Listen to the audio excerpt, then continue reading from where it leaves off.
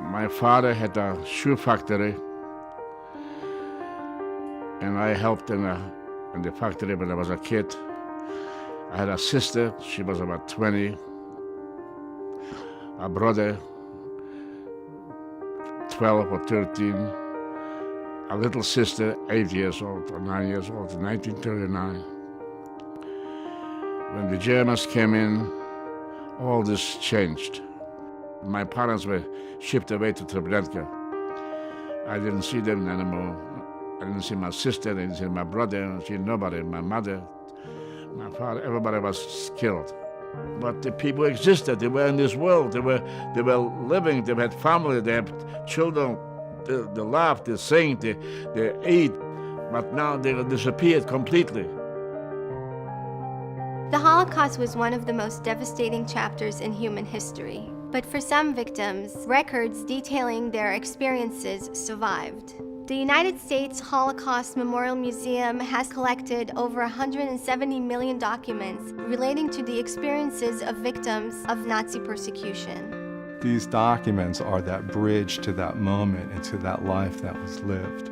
There's a lot of information that survived the war, but no one had access to it and no one really knew about it. And there's a big part of the story of what happened to victims and even facts about survivors that has been unknown for 6-7 decades, but now is capable of being known.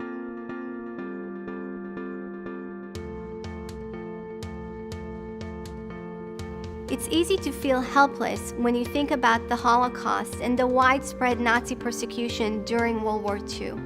The World Memory Project gives you an opportunity to do something. The museum's great and very successful at acquiring Holocaust records from all over the world. Ancestry.com has developed tools that make it easy for people to help bring these records online. You download one piece of software and you'll immediately be able to look at an image and start typing the names of the individuals on that document. And that information is saved in our database and made searchable to others. For 63 years, he did not know what happened to his father.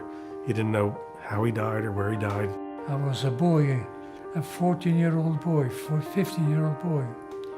And my father went to work, and then we were in camp together, and then he got lost. I felt an enormous guilt. What if I didn't leave him? What if I stayed that night and he would be with us? Why did I lose my father after all these years of suffering and so close to being freed? I received from the museum a document, and on the list was my grandfather's name, his date of birth, his place of birth, and a grave number. So he survived. He survived liberation. He was taken to a hospital in Wells, and he died 4 days later. Now I know where my father is. It's not easier that I know, but at least I know. Anybody could relate. If you were separated from the people that you loved and you did not know what was going to happen to them or what does happen to them, the fear, the dread, the agony of not knowing. You may not have an ancestor who survived the Holocaust or who died in it, but you can participate in the World Memory Project. I was able to find so much information in these records. Not only did I learn the date and time of my grandfather's death, I learned where he had died and what he had died from. It made him into a real person for me, not a ghost of the past, someone that I had never met, someone that I was only told stories about. The fact that there were documents to prove that he had once lived and that he had died, that was an amazing find for me.